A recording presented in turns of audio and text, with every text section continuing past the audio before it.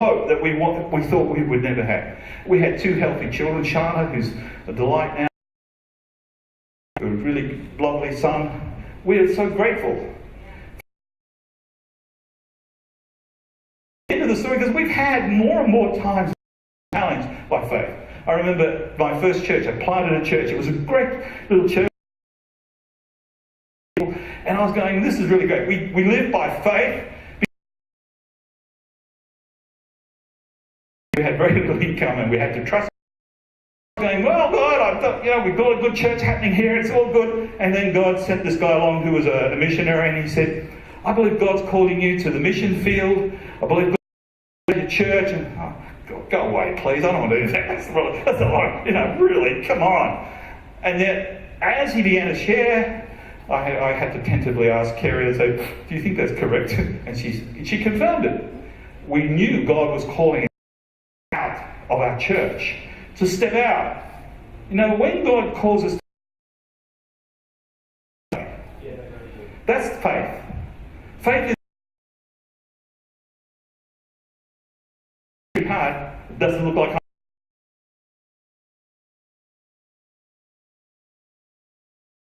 comfort.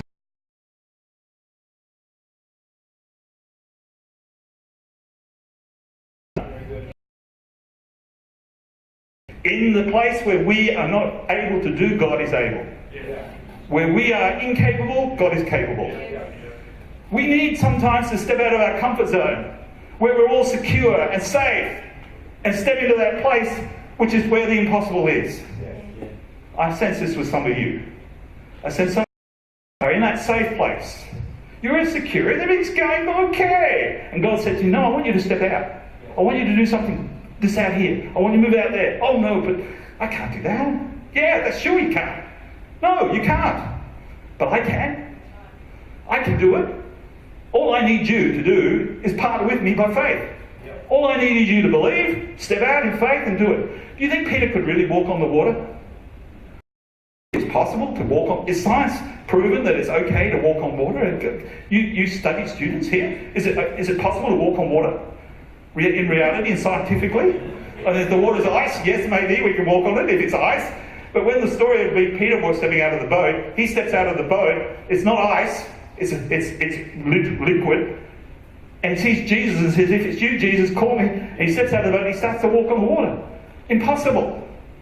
It's impossible. But he does it. All the time he keeps his eyes on Jesus, but when he starts to look down at the water, he goes, oh no, my reason tells me this is not possible. I've just been to a science, chemistry lesson. This is liquid. I cannot stand on this stuff. I'm going to sink. He begins to sink. Jesus reaches out his hand, lifts him out of the water and rescues him. You see, the impossible only occurs when we step out in faith and do what God tells us to do. When we step out of our comfort zone and reach out to God. Now, what's the difference between faith and belief? Well, belief is saying, yeah, I believe it's possible, God. Yeah, it's possible. Yeah, it's capable. Faith is saying, yeah, I'm going to do it. I'm going to step out. So when we stepped out and went onto the mission field, we had no support. Very little support. And we thought, one of my biggest areas of struggle is finances. I have to be honest, it's the area where I struggle. My parents grew up in the Depression years, and they sowed unbelief in finances to me. I had no faith when it came. If you want to ask me for faith in finances, it's not one of my areas of faith. I struggle to believe God when it comes to finances. So what does God do? He forces me into a situation where I have to trust Him for finances. I go out into the mission field, hardly any support. We end up in Malaysia, we're doing the work of the ministry, and I turn up and look at the bank account every time. I say, how come there's money in there? I don't know whether. One time we had not very little money and we went down to have something to eat. And I had the kids there, and we all sat down and we had a meal, and I pulled out my thing and I thought, gee, I don't know whether I've got enough money to pay for it. I'm starting to worry about whether I'm going to have enough money to pay for it. And I go to the waiter and I said, well, we better pay. And the waiter says, no, don't worry about it. I said, what do you mean, don't worry about it? He said, those people over there, they paid for you. Wow. I said, who are they? We didn't know them. They just walked out of the restaurant. They'd already paid for us. They said that God had told them to pay for us. Well, does God look after us or not? He cares for us. When it comes to finances, look, if we have a huge amount of money in the bank, we don't have to have faith. If we have a bank account of millions of dollars, where's your faith? If you have very little in the bank, you need faith. I always say to God, please God, just come on, extend a bit of grace here. Give me a few $1 million in the bank. I'll be fine, you know, I'll be faithful. No, God says, no way. I'm going to let you live on the edge. Because when you live on the edge, you have to trust me. From week to week, you have to have faith. You have to step out and do what I called you to do by faith. You see, some people are restricted. They're held back from doing what God says because they feel, oh, I can't do that because we don't have enough money.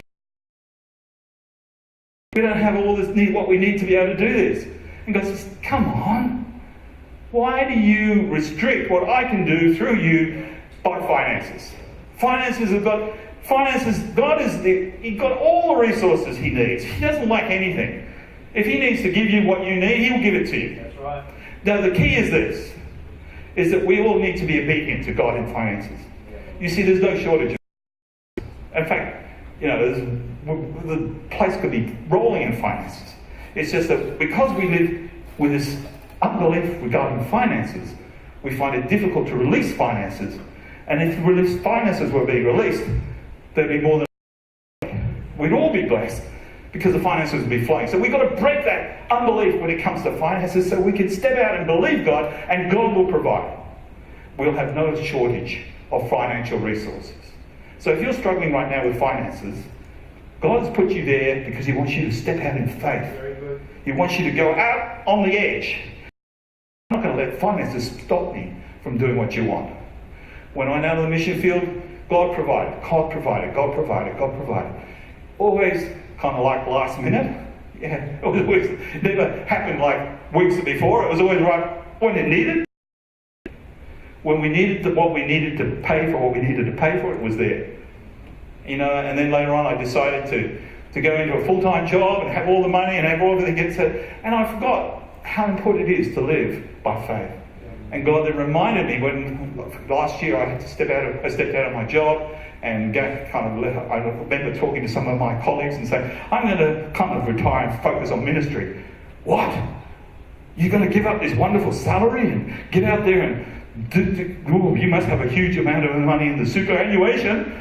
I said, no, I've got hardly anything in superannuation. That's not worrying me. I'm going to do what God told me to do. I'm going to obey the Lord. I'm going to follow His instruction, not His destruction. Sometimes I feel it is His destruction. You know, He's telling us to get out and do that work. Okay, let me finish up. I feel God speaking to us. This church has huge potential. God has been confirming that over and over these last. And He's been saying, come on, imagine what's possible. See what is out there. It's not going to stop you. Because you don't have the finances. What big deal is that? Or even sometimes we say we don't have enough people. It doesn't matter. God is able to do what we can't think is possible. What we need to do is say, well, God, what are you saying? What do you want us to do? What is it you've called us to do? Now, I think it's pretty obvious what God's called us to do. I don't think we have to go and pray and fast to seek God, what He's called us to do. What do you think He's called us to do? Reach out. See the unchurched brought into the kingdom. Your family, your friends. There's no limit to what God is saying is out there. The harvest is ripe. What does He say about the workers? The workers are few. Hey, let's turn that around. Let's say the workers are abundant. The harvest is ripe. We're to go out by faith. Now, you're going to be challenged. If you're dynamic, God's going to put you out there. You're going to be a person at work, and God's going to say to you, go and pray for that person. No, who, me? I can't pray for that person. What am I going to do? Go and pray for them. Excuse me, can I pray with you? Sure. Okay, Jesus, I just pray for this. Or you might just have a word from God. God may give you the prophetic word. God speaks through us to these people. You are an instrument of God's hand to that person. Don't underestimate the fact that God uses your mouth to people in your work environment. Wherever you are. You don't have to go, oh, I've got a word from God. Let me speak prophetically No, you just gently go up and say, well, I've done this so many times now.